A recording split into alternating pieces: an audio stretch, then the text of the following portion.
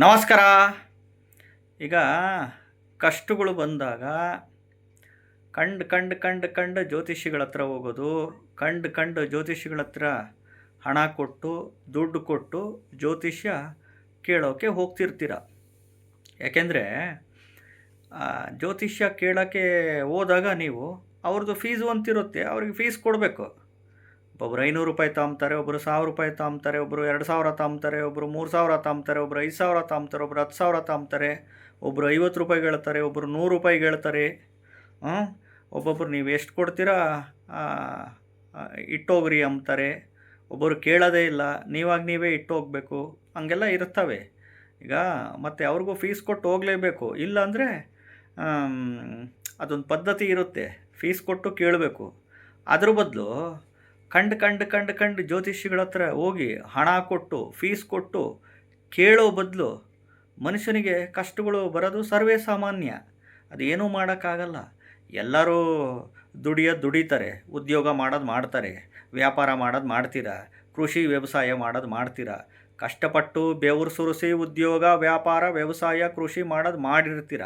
ಕಷ್ಟಪಟ್ಟು ಓದ್ತೀರಾ, ಕೆಲಸಗಳೇ ಸಿಗಲ್ಲ. ನೀವು ಅಂದ್ಕೊಂಡಿರೋ ಕೆಲಸಗಳೇ ಸಿಗಲ್ಲ. ಇಷ್ಟೆಲ್ಲ ಮಾಡಿದರೂ ಓದಿದರೂ ಒಳ್ಳೆ ಕೆಲಸಗಳು ಸಿಗದಲೇ ಇದ್ದಾಗ, ಒಂದು ಎಷ್ಟು ಹೆಣ್ಣು ನೋಡಿದರೂ ಮದುವೆ ಸೆಟ್ ಆಗದಲೇ ಇರೋದು, ಎಷ್ಟು ಗಂಡು ನೋಡಿದರೂ ಮದುವೆ ಸೆಟ್ ಆಗದಲೇ ಇರೋದು, ಉದ್ಯೋಗ ಸಿಗದಲೇ ಇದ್ದಾಗ ವ್ಯಾಪಾರದಲ್ಲಿ ಬಂಡವಾಳ ಹಾಕಿ ಚೆನ್ನಾಗಿ ವ್ಯಾಪಾರ ಮಾಡ್ತೀರಾ, ವ್ಯಾಪಾರಗಳು ಲಾಸ್ ಆಗೋಗ್ಬಿಡ್ತತೆ.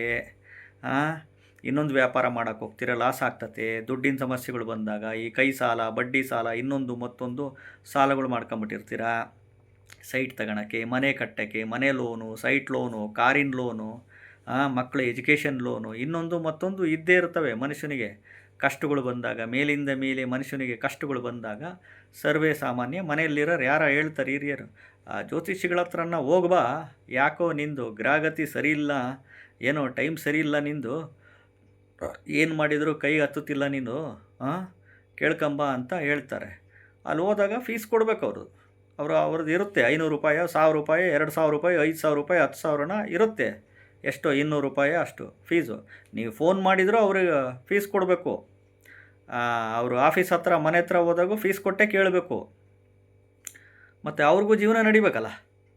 ಫೀಸ್ ಇಸ್ಕೊಂಡಲ್ಲಿ ಅವರು ಹೇಳಲ್ಲ.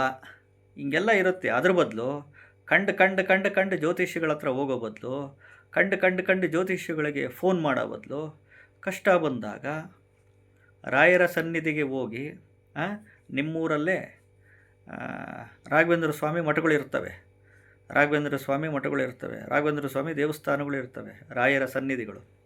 ಇಲ್ಲ ಮಂತ್ರಾಲಯ ರಾಘವೇಂದ್ರ ಸ್ವಾಮಿಗೋ ಹೋಗಿ ಅಲ್ಲಿ ರಾಘವೇಂದ್ರ ಸ್ವಾಮಿ ಅಷ್ಟೋತ್ತರ ಶತನಾಮಾವಳಿ, ಅಥವಾ ರಾಘವೇಂದ್ರ ಸ್ವಾಮಿ ಅಕ್ಷರಮಾಲಿಕಾ ಸ್ತೋತ್ರ, ಅಥವಾ ಓಂ ಶ್ರೀ ಗುರು ರಾಘವೇಂದ್ರಾಯ ನಮಃ, ಇವನ್ನೆಲ್ಲ ಸ್ತೋತ್ರಗಳು ಮಂತ್ರಗಳ ಮುಖಾಂತರ ದೇವರಿಗೆ ಪ್ರಾರ್ಥನೆ ಮಾಡಿಕೊಂಡು ಬನ್ನಿ. ಖಂಡಿತವಾಗ್ಲೂ ಒಳ್ಳೆಯದಾಗೇ ಆಗುತ್ತೆ. ಪ್ರತಿ ಗುರುವಾರದ ದಿನ ಮನೆಯಲ್ಲಿ ಗುರುಚರಿತ್ರೆ ಪಠಣೆ ಮಾಡ್ತಾ ಬನ್ನಿ. ಪ್ರತಿ ಗುರುವಾರ ಗುರುಚರಿತ್ರೆ ಪಠಣೆ ಮಾಡ್ತಾ ಬನ್ನಿ ಮನೆಗೆ. ಈಗ ಕಂಡು ಕಷ್ಟ ಬಂದೈತೆ ಅಂತ, ಹೌದು, ಕಷ್ಟ ಬಂದಾಗ ಈಗ ಹುಷಾರಿಲ್ಲ, ಡಾಕ್ಟ್ರ್ ಹತ್ರ ಹೋಗ್ಬೇಕು. ಮನುಷ್ಯನಿಗೆ ಹುಷಾರಿಲ್ಲ ಅಂದಾಗ ನಾವು ಡಾಕ್ಟ್ರ್ ಹತ್ರ ಹೋಗ್ತೀವಿ.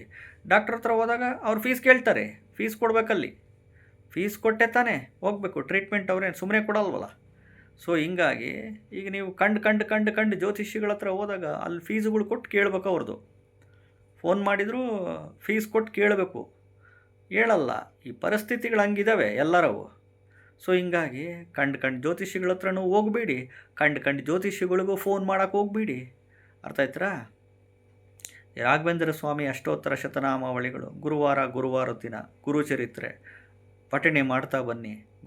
ಗುರುವಾರದ ದಿನ ರಾಘವೇಂದ್ರ ಸ್ವಾಮಿಗೆ ಹೋಗಿ ಭಕ್ತಿಯಿಂದ ಪ್ರಾರ್ಥನೆ ಮಾಡಿ ಬೇಡ್ಕೊಳ್ಳಿ. ಖಂಡಿತವಾಗ್ಲೂ ಕಷ್ಟಗಳು ತಕ್ಷಣ ಮಾಯ ಆಗೇ ಆಗುತ್ತೆ. ಚಾನಲ್ನ ಸಬ್ಸ್ಕ್ರೈಬ್ ಮಾಡ್ಕೊಳ್ಳಿ. ನಮಸ್ಕಾರ.